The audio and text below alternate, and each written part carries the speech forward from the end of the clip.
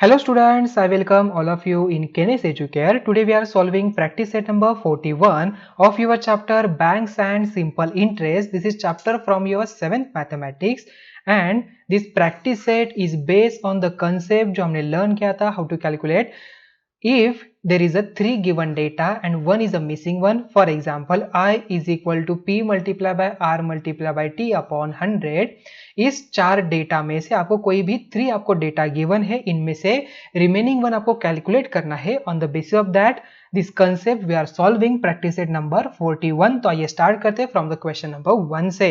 If the interest on 1700 rupees is 340 rupees for 2 years, the rate of interest must be कितना होगा, जल्दी से बताओ. एमसीक्यू टाइप क्वेश्चन है.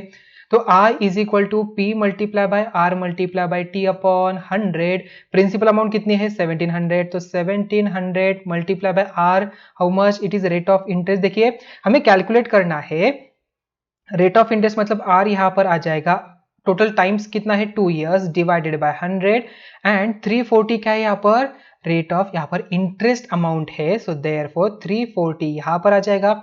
देखिए so R is equal to 340 multiply by 100 divided by 1700 multiply by 2. ये divide में है, यहाँ पर मल्टीप्लाई में जाएगा.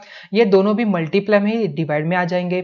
सो 10 10 10 10 get cancel. 2 1s are 2 5s are 17 1s are 17 2s are then 5 2s are 10. तो R इज इक्वल टू हमें मिला 10%. देखिए यहाँ पर 10% कहाँ पर है, option number 4 is the correct answer for this question. तो यहाँ पर रेट ऑफ इंटरेस्ट कितना है, यहाँ पर it is 10%. So now we solve next one. Question number 2 देखिए.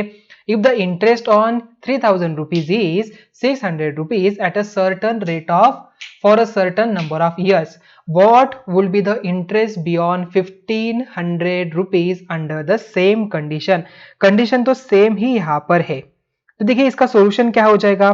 So interest on 3000 eight a certain rate of interest is 600 rupees. Correct, interest कितना है 600 रुपीज का है.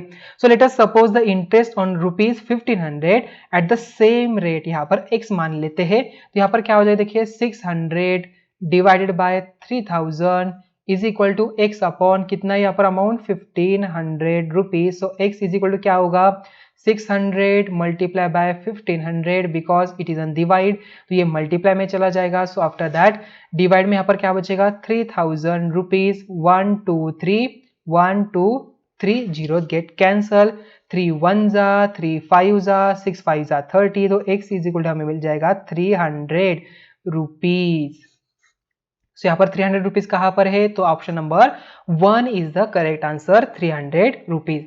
सो आई थिंक ये क्वेश्चन आपको अच्छी तरह से अभी समझ में आ चुका होगा. So now we solve question number 3. Question number 3 is Javed deposited 15,000 rupees at 9 PCPA % per annum in a bank for some years and withdraw his interest every year. At the end of the period, he had received altogether 17,400 rupees. For how many years had he deposited his money? Okay यहाँ पर हमें calculate करना है. देखिए question को पहले understand कर लेते हैं. Javed deposited 12,000 rupees at 9 PCPA. उसने डिपॉजिट कितना किया है 12,000 रुपीज, मतलब प्रिंसिपल अमाउंट क्या हो जाएगा यहाँ पर 12,000 rupees. R is equal to 9 PCPA हो जाएगा. In the bank for some years. Okay and withdraw his interest every year. उसने क्या किया, जो इंटरेस्ट मिला वो हर साल में उसने यहाँ पर विदड्रॉ किया. And at the end of period, जो पीरियड था सम जो ईयर्स था उसका, तो उसके यहाँ पर देखिए उसे कितने अमाउंट्स मिले यहाँ पर 17,400 रुपीज मिला. So for how many years had he deposited his money, कितने साल के लिए उसने अमाउंट डिपॉजिट किया था वो हमें कैलकुलेट करना है. So first we write down P is equal to principal amount. P is equal to 12,000 rupees यहाँ पर होगा. Correct. R is equal to 9 PCPA यहाँ पर आ जाएगा. And amount is equal to 17,400 rupees यहाँ पर हो जाएगा. करेक्ट. अभी अमाउंट का फॉर्मूला क्या होता है, so amount is equal to principal plus interest okay, principal plus interest यहाँ पर हो जाएगा। प्रिंसिपल अमाउंट कितनी है 12,000 रुपीज, इंटरेस्ट हमें कैलकुलेट करना है तो इंटरेस्ट यहाँ पर हम लिखेंगे। देन अमाउंट कितनी है 17,400 rupees, so therefore interest is equal to 17,400 minus 12,000, so we get interest is equal to, why we subtract this, because in right hand side 12,000 यहाँ पर प्लस में है तो इस साइड पे जाके ये माइनस में हो जाएगा। सो 17,400 माइनस 12,000, या तो आप यहाँ पर क्या कर सकते हैं कि 12,000 रुपीज दोनों साइड की तरफ भी सब्ट्रैक्ट करिए, वैसे आप यहाँ पर सॉल्व कर सकते हो, उसमें कोई प्रॉब्लम नहीं। तो यहाँ पर अमाउंट कितनी आ गई देखिए 17,400 minus 12,000, so we get 5,400 rupees. Okay, तो यहाँ पर इंटरेस्ट हमें कितना मिला 5,400, बट हमें क्या करना है टाइम पीरियड यहाँ पर फाइंड आउट करना है। So therefore total interest is equal to क्या है formula, P multiply by R multiply by T upon 100, correct. ये हमारा फॉर्मूला है। यहाँ पर देखिए कौन कौन सा डेटा दिया है। टोटल इंटरेस्ट हमने यहाँ पर अभी फाइंड आउट किया तो 5,400 is equal to principal amount 12,000 rupees है, multiply by rate of interest यहाँ पर क्या है 9 PCPA, time period find out करना है, डिवाइडेड बाय 100, T को यहाँ पर रखना है, बाकी सब को यहाँ पर लेफ्ट हैंड साइड की तरफ शिफ्ट करिए तो T इज इक्वल टू क्या बचेगा।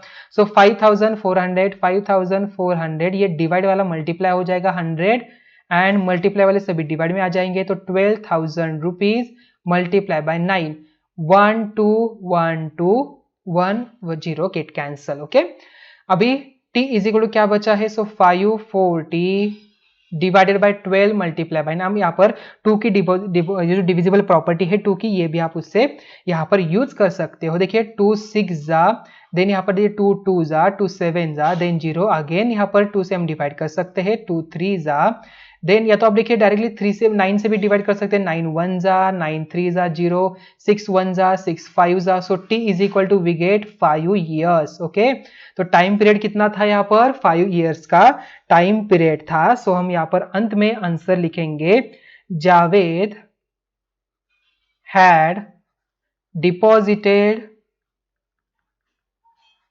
The amount for 5 years. Okay, यहाँ पर 5 ईयर्स यहाँ पर आ जाएगा। ठीक है, सो आई थिंक ये क्वेश्चन आपको समझ में आ चुका होगा। So now we see next one. देखिए स्टूडेंट्स, अभी क्वेश्चन नंबर 4 क्या है, यहाँ पर स्टार वाला क्वेश्चन है। देखिए स्टूडेंट्स, ये आपको इस टाइप के क्वेश्चन 100% एग्जाम में दिखेंगे। Okay, this question carry minimally 4 to 5 marks. Okay, तो आपको ये क्वेश्चन छोड़ने नहीं है। So question number 4 is, Lataben borrow some money from a bank at a rate of 10 PCPA. Interest for 2.5 years to start a cottage industry. If she paid 10,250 rupees as total interest, how much money had she borrowed? उसने कितने money यहाँ पर बोरो किया था, ये हमें find out करना है। सो यहाँ पर पहले गिवन डेटा लिखेंगे। देखिए R क्या है यहाँ पर, R is equal to 10 PCPA, 10 PCPA यहाँ पर आ जाएगा। टाइम पीरियड कितना है 2.5, सो 2.5 ईयर्स यहाँ पर आ जाएगा। क्या हम यहाँ पर 2.5 लिख सकता हूँ, यस लिख सकता हूँ, 2.5 यहाँ पर आ जाएगा। देन आफ्टर दैट इंटरेस्ट कितना है, देखिए शी पेड, यहाँ पर देखिए she paid 10,250 rupees as total interest, मतलब ये आई हो जाएगा ना, yes I is equal to 10,250। So therefore, from the total interest formula, we can easily find out the principal amount, and from the principal amount आप आपका answer हो जाएगा, principal amount ही आपकी borrow वाली amount हो जाएगी। So therefore, total interest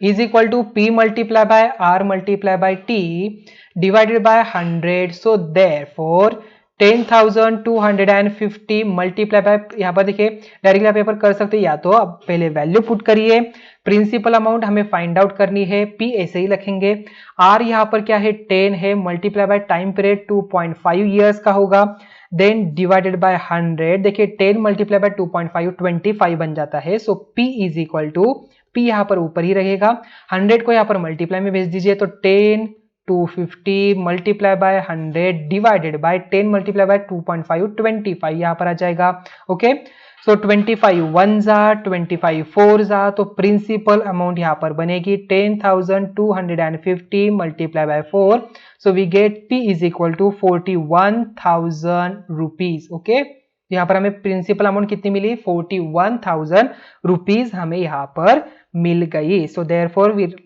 lastly write down the final answer, Lata ben had borrow amount of rupees 41,000 from the bank। Okay, so I think ये question आपको समझ में आ चुका होगा। तो स्टूडेंट्स आइए अभी देखते हैं नेक्स्ट वन। यहाँ पर टेबल फॉर्मेट में दिया है, जस्ट हमें क्या करना है, filling the blanks in the table. Just आपको फॉर्मूला यूज करना है। कौन सा formula, I is equal to P multiply by R multiply by T divided by 100। यहाँ पर जो भी इंफॉर्मेशन नहीं दी है तो वो जस्ट आपको फाइंड आउट करनी है। फर्स्ट वन देखिए, प्रिंसिपल अमाउंट दिया है, रेट ऑफ इंटरेस्ट दिया है, टाइम पीरियड दिया है, इंटरेस्ट फाइंड आउट करना है, अमाउंट फाइंड आउट करना है। कैसे फाइंड आउट करेंगे, सबसे पहले I इज इक्वल, देखिए फर्स्ट में मैं यहाँ पर लिख रहा हूँ first one, P is equal to 4200, then R is equal to 7%, then after that time period is equal to 3 years। okay, so therefore total interest is equal to P multiply by R multiply by T upon 100। so therefore 4200 multiply by R क्या है 7 है, multiply by time period 3 years and 100 20 get cancel। so 45 multiply by, देखिए यहाँ पर हमें क्या करना है, इसका कैलकुलेशन करना पड़ेगा। so therefore 42, देखिए 42 multiply by 7 मल्टीप्लाई बाय 3, इसका आंसर हमें क्या मिल जाएगा, 7 3 जा 21। So 21 multiply by 42 we get 882 rupees. तो यहाँ पर टोटल इंटरेस्ट क्या आ गया, 882 रुपीज यहाँ पर आ गया। ओके, देन आफ्टर दैट इसके अमाउंट क्या हो जाएगी, so amount is equal to, what is the formula of amount, amount is equal to principal plus total interest. So therefore principal amount कितनी है 4200 प्लस आई कितना है यहाँ पर 882। सो वी गेट यहाँ पर आंसर 5082 रुपीज। तो यहाँ पर अमाउंट हमें मिल गई 5082 rupees.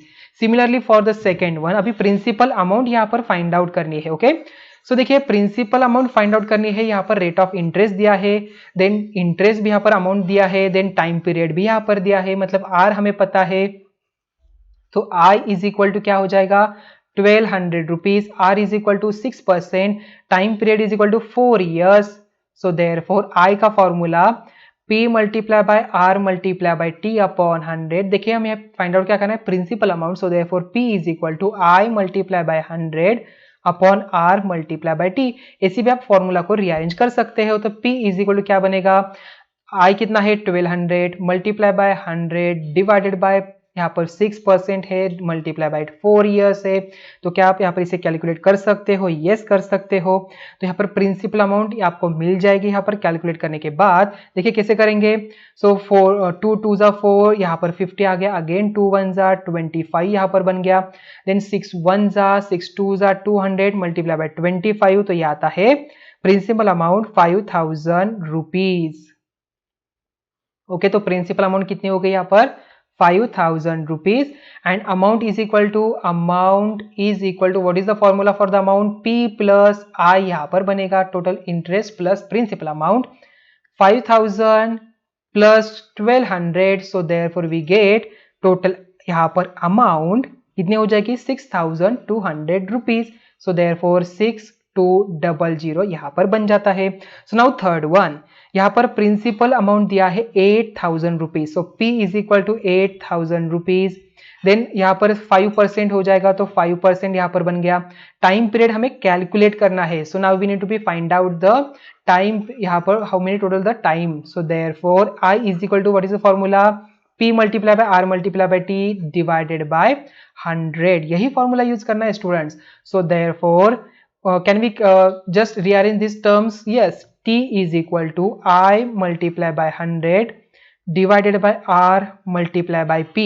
So what is the I? यहाँ पर 800 है, सो 800 मल्टीप्लाई बाय 100, ओके, सो यहाँ पर 100 आ जाएगा, देन डिवाइडेड बाय आर कितना है यहाँ पर है, सो 5% है, तो 5 मल्टीप्लाई बाय प्रिंसिपल अमाउंट यहाँ पर 8000 रुपीज, तो 2 0 गेट कैंसल, 2 0 गेट कैंसल, 8 1 जा, 8 10 जा, 10 1 जा, 10 10 जा, 5 1 जा, 5 2 जा, so we get 2 years, okay, यहाँ पर क्या मिला 2 years हमें मिल जाएगा, so therefore time period is equal to 2 years मिल गया। So amount is equal to P plus I होगा, अमाउंट इज इक्वल प्रिंसिपल कितना है यहाँ पर 8000 रुपीज, यहाँ पर I कितना है 800 रुपीज, सो देयरफॉर 8800 रुपीज यहाँ पर अमाउंट बन जाती है, ओके, थर्ड का ये आंसर यहाँ पर बन गया। So now we solve fourth one. देखिए फोर्थ में यहाँ पर प्रिंसिपल अमाउंट हमें फाइंड आउट करनी है, यहाँ पर रेट ऑफ इंटरेस्ट दिया है, टाइम पीरियड दिया नहीं है, बट उन्होंने यहाँ पर अमाउंट दिया है। So can we calculate the amount from the principal or interest amount? Yes, so we can easily find out. So amount है 18,000 rupees is equal to principal amount P plus I 6,000 rupees. So therefore P is equal to 18,000 minus 6,000. So we can easily calculate principal amount. So what is the principal amount? यहाँ पर क्या हो जाएगा 12,000 rupees यहाँ पर principal amount आ जाएगा. So therefore we write down 12,000 rupees. हमें यहाँ पर टाइम पीरियड भी फाइंड आउट करना है, सो यही फॉर्मूला यूज करेंगे टाइम पीरियड के लिए। आई कितना है यहाँ पर देखिए, टोटल इंटरेस्ट यहाँ पर 6,000 रुपीज का है, multiply by 100 rupees, rate of interest यहाँ पर 5% का है, प्रिंसिपल अमाउंट यहाँ पर 12,000 रुपीज का है। देखिए 30 गेट कैंसल, 6 1 जा, 6 2 यहाँ पर 2 जा आ जाएगा, 5 1 जा, 5 2 जा, 0 2 1 जा, यहाँ पर आ गया 10 years, ओके। सो टाइम पीरियड कितना है यहाँ पर 10 years का है। And last one, fifth one, यहाँ पर उन्होंने जो रेट ऑफ इंटरेस्ट दिया है ये 2.5 दिया है, मतलब यहाँ पर क्या हो जाएगा 2.5% यहाँ पर आ जाएगा, 5 years यहाँ पर आ जाएगा। इंटरेस्ट दिया है 2400, हमें यहाँ पर प्रिंसिपल अमाउंट फाइंड आउट करनी है एंड टोटल अमाउंट भी फाइंड आउट करनी है। सो देयरफॉर प्रिंसिपल अमाउंट का फॉर्मूला क्या हो जाएगा इससे, तो P is equal to I multiply by 100 divided by R multiply by T। So I कितना है यहाँ पर देखिए जल्दी से बताओ, 2400 multiply by 100 divided by rate of interest यहाँ पर 2.5 multiply by total time period यहाँ पर 5 years है। तो students 2.5 can we convert this decimal into fraction में, हम यहाँ पर कन्वर्ट कर सकते हैं 2.5 को यहाँ पर, यस 25 यहाँ पर हो जाएगा। हम क्या करेंगे देखिए, सो फर्स्ट 5 1 जा, देन 5 2 जा, 20 यहाँ पर आ गया। सो यहाँ पर देखिए 2400 मल्टीप्लाई बाय 20 मल्टीप्लाई बाय 10 करेंगे न्यूमरेटर एंड डिनोमिनेटर में, सो 2.5 मल्टीप्लाई बाय 10 यहाँ पर 25 यहाँ पर हो जाएगा, करेक्ट। जस्ट मैंने क्या किया, न्यूमरेटर एंड डिनोमिनेटर में मल्टीप्लाई किया 10 से, so we just converted 2.5 into 25। तो हम यहाँ पर इजीली कैलकुलेट कर सकते हैं अभी, 5 5 जा 25, 5 4 जा, देन 5 1 जा, 5 2 जा, so therefore 2400 multiply by 4 multiply by 2 we can get 19,200 rupees, okay। So 2400 multiply by 4 we get 9,600, then again multiply by 2 we get 19,200 rupees, 19,200 rupees यहाँ पर आ गया principal amount. So principal amount यहाँ पर लिख लेते हैं 19,200 rupees। so now we need to be calculate amount। So how we calculate the amount, principal plus यहाँ पर total interest, how much is the total interest, how much is the principal amount। So A is equal to 19,200 plus total interest यहाँ पर है 2400, so 19,200 plus 2400 we can get 21,600 rupees as a amount। So 21,600 ये आपका answer बन जाएगा और ये आपका फाइनल टेबल यहाँ पर बन गया। तो स्टूडेंट्स ऐसे टाइप के क्वेश्चन अगर आपके एग्जाम में आते हैं, ऐसे टाइप के क्वेश्चन एग्जाम में तो आपको जस्ट सिंगल आ सकते हैं, ठीक है, मतलब ये सिंगल वाला क्वेश्चन आपको पूछा जा सकता है फॉर द 3 मार्क्स, ओके। इस टाइप के कोई पूरा टेबल एग्जाम में नहीं आता है, बट समटाइम्स आ सकता है फॉर द डायरेक्टली 10 मार्क्स के लिए ऐसे टाइप के क्वेश्चन भी आ सकते हैं, पूछे जा सकते हैं। ओके, जस्ट टेबल फिल करना है, बट आपको जस्ट टेबल में ही वैल्यू नहीं डालनी है, उसका कैलकुलेशन जो हमने अभी यहाँ पर किया, ये सभी जो कैलकुलेशन हमने नीचे किए सभी कैलकुलेशन आपको स्टेप वाइज करना है, जैसे हमने पहले जो न्यूमेरिकल सॉल्व किए उसी तरह ही आपको सब एक एक क्वेश्चन के आंसर आपको लिखना है। ओके, सो आई थिंक ये सभी क्वेश्चन आपको समझ में आ चुके होंगे। तो स्टूडेंट्स यहाँ पर ही आपका प्रैक्टिस सेट नंबर 41 यहाँ पर ही एंड होता है। Thank you.